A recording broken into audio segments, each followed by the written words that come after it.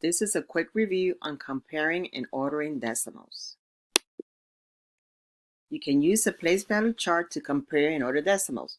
A decimal is a number with at least one non-zero digit to the right of a decimal point. When you compare decimals, you use the symbols for greater than, less than, and equal to. So let's practice with a math problem. Ashley and Kayla competed at a gymnastics event. At the all-around, Ashley's score was 29.625 and Kayla was 29.630.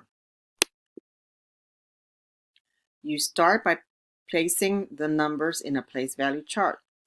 You compare the digits in each place working from left to right. For these numbers, we first compare the digits in the tens place. So as you could see, both digits in the tens place are going to be 2. So we move on to the right with the ones. And again, they're both going to be 9, so they're still the same. Remember, we're looking for one that's different, so we're going to keep going. So the first number is 6, 2, 5. Second one is 6, 3, and 0.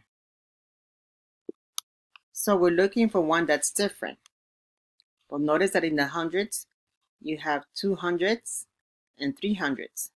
So the larger one, it's going to be the 3. So now we have an idea of which one is larger and how we're going to compare them.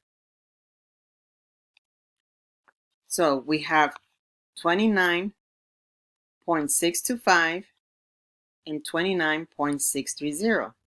So the last step is for us to use the symbol to compare them.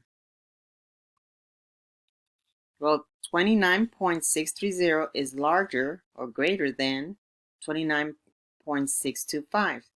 So we use the symbol that stands for greater than. So I hope this was helpful to you, and now it's your turn.